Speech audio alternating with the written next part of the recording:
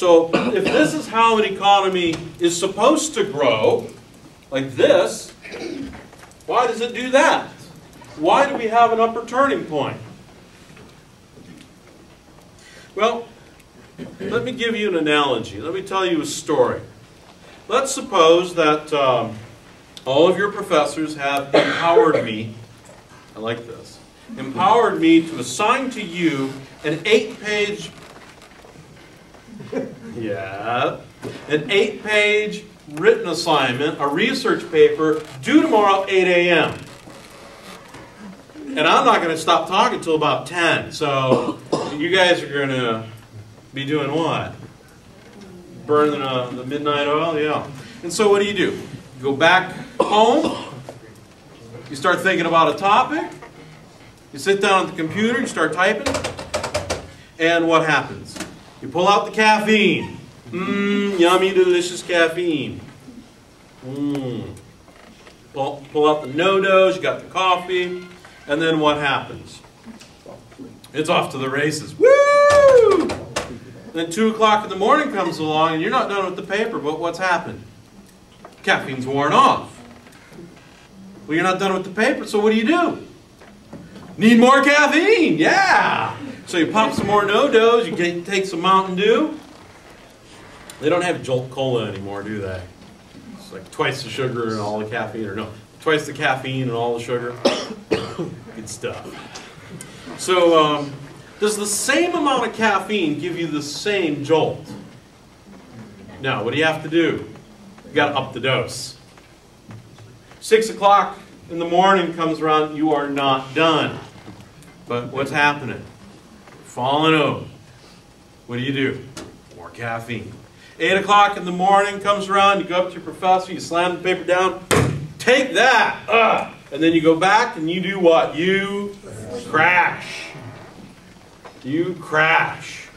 And you sleep it off because you were what? You were out of alignment. An economy does a very similar thing. An economy goes through different stages, just like you doing your term paper. So what happens? Well, we see that there is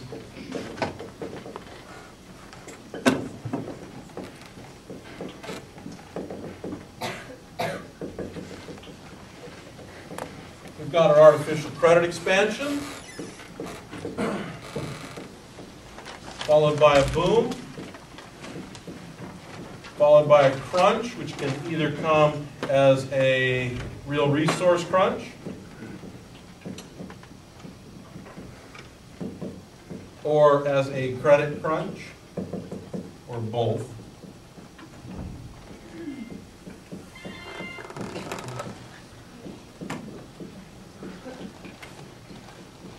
Followed by a recession and then a recovery.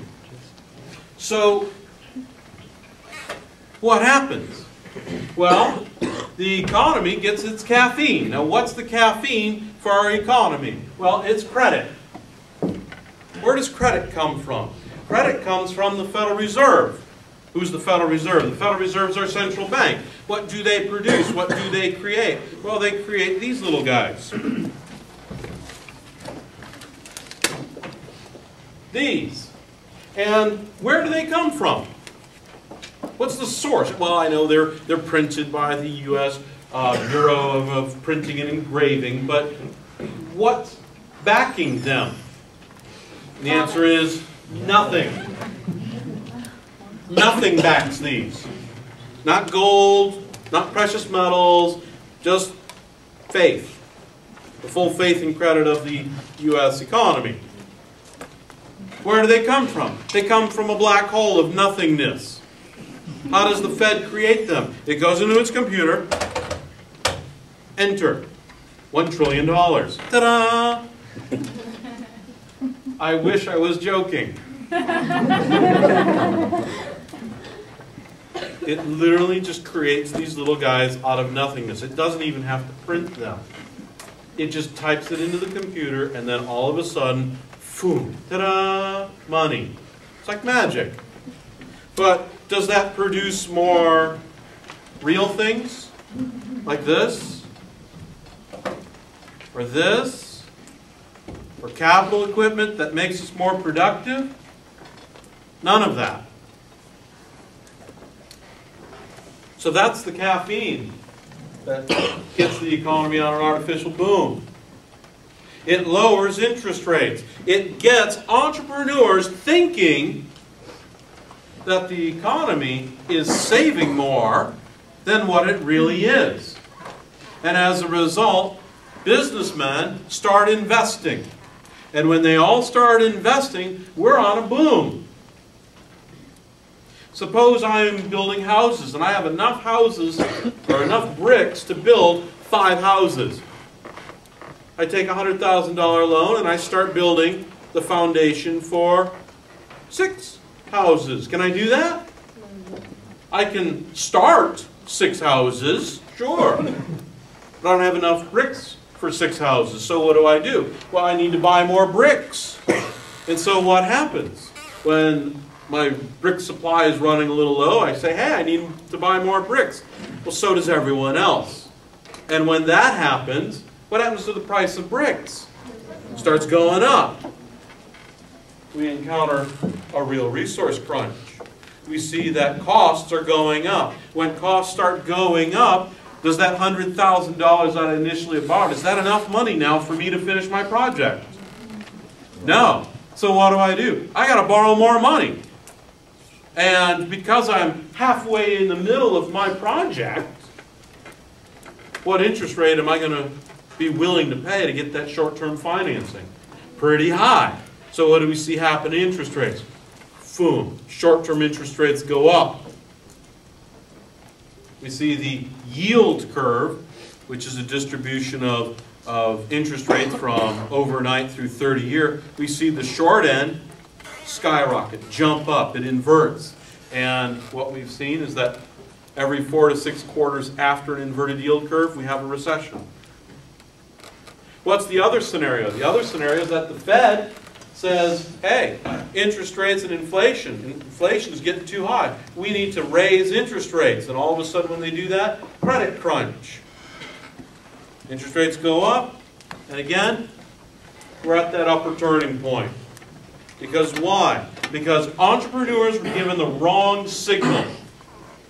And as a result, what are they doing? They all move together in the wrong direction.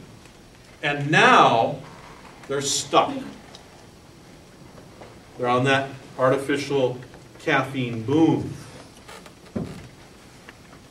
So, the recession then is a needed thing.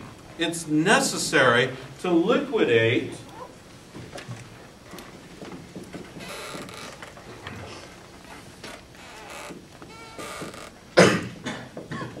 all of the malinvestments that were built up during the boom. Right? You get all that caffeine pumped into you, you got to clear your system. You got to get all the junk out. Well, the economy's got to flush the malinvestments. And a recession is a horrible, nasty, painful, long thing. But you got to do it. It's like you have a cavity. You don't want to go to the dentist. You know the dentist is going to drill. It's going to suck. But if you don't go to the dentist, it's just going to get worse.